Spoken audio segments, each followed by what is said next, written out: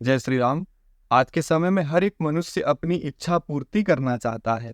ज्योतिष के माध्यम से आप जान सकते हैं कि हमारे किस क्षेत्र में जीवन में इच्छा पूर्ति लिखा हुआ है। ज्योतिष में कुंडली में अगर इच्छा पूर्ति देखनी है, आय देखना है, बड़े भाई बहन देखना है, तो वो हम एकादश भाव से देखते हैं। एकादश भाव से भी अगर और डिटेल जाना है तो एकादश भाव का स्वामी 11th लॉर्ड या उसे लाभेश भी कहते हैं। पूर्व की वीडियो में बताया है कि आप किस प्रकार से किसी भी भाव के स्वामी को देख सकते हैं।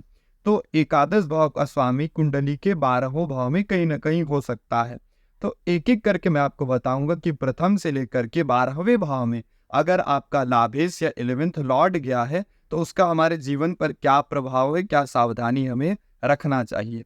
तो अगर एकादश भाव का स्वामी प्रथम भाव में चला गया है तो इसका मतलब होता है कि ऐसा जातक जीवन में धन जरूर कमाता है और साथ ही साथ बोलने वाला होता है, सात्विक गुण वाला होता है, लेकिन प्रथम भाव हम खुद ही होते हैं। इसीलिए इसका मतलब होता है कि ऐसा व्यक्ति जीवन में इच्छाएं ज्यादा रखता है, हड़बड़ी बहुत करता है और दान करने वाला भी ऐसा व्यक्ति होता है जिसका लाभेश प्रथम भाव में चला गया हो।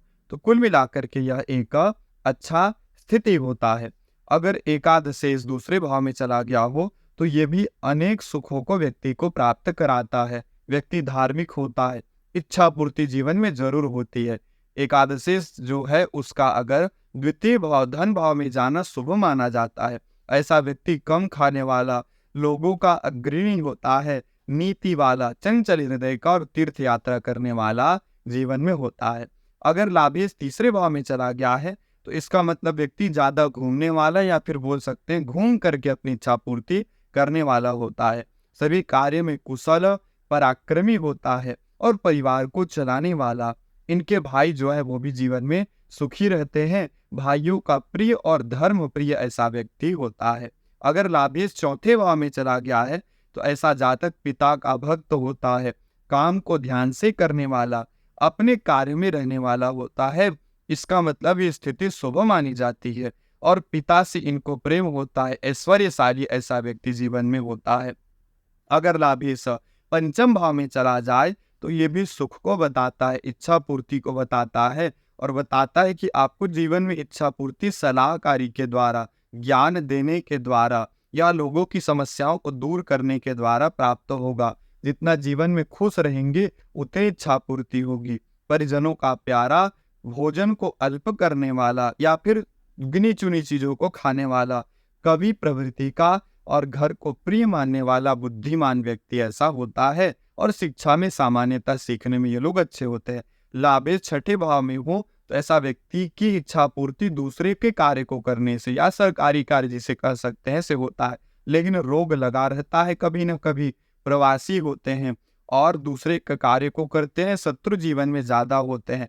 चतुर होता है ऐसा व्यक्ति, विदेशगामी होता है। ऐसे लोगों को, पशुओं को नहीं मारना चाहिए। लाभेश अगर सातवें भाव में गया हो तो ऐसा व्यक्ति उदार होता है, संपत्तिवान होता है। कहीं ना कहीं ऐसे लोग बिजनेस माइंड के लोग होते हैं, चाहे कोई भी कार्य करें। ये उग्र शरीर के होते हैं और दीर्घजीवी होते हैं। इसका मतलब कुल मिलाकर के अच्छी स्थिति है। अगर एकादशेष आठवें भाव में चला जाए तो कहीं ना कहीं बीमारी व्यक्ति को होता है और जीवन में पीड़ा भी प्राप्त होता है, लेकिन पैतृक संपत्ति प्राप्त होने की संभावना होती है।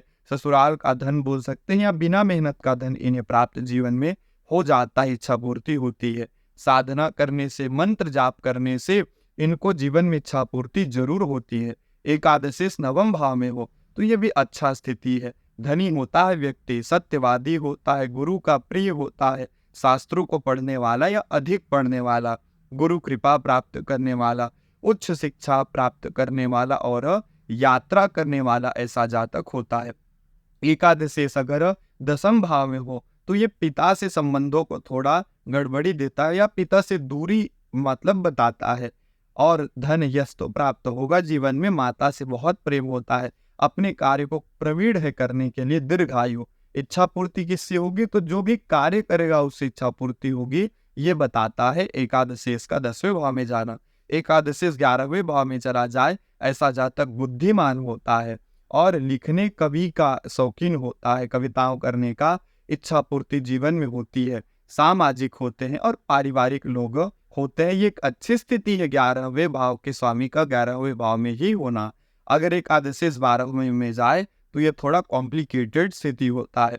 विदेश में लोगों का जीवन यापन अच्छा, विदेश का मतलब घर से दूर, ऐसे लोग अगर रहते हैं ज़्यादा सुखी होंगे। दानी प्रवृत्ति का और धन खर्च करने वाला, ज़्यादा धन खर्च करने वाला, हाँ लेकिन धन कमाता भी है, खर्च भी ज़्यादा करते हैं, कमर के रोग हो सकते हैं और सुख को भोगते हैं। तो ये स्थिति थोड़ी कॉम्प्लिकेटेड है, लेकिन जो व्यक्ति गया ही बाहर है या बाहर ही रह रहा है तो उसके लिए स्थिति अच्छी हो जाती है। आगे की वीडियो में हम और भी कुंडली के भावों के स्वामी के बारे में चर्चा करेंगे। जय श्री राम।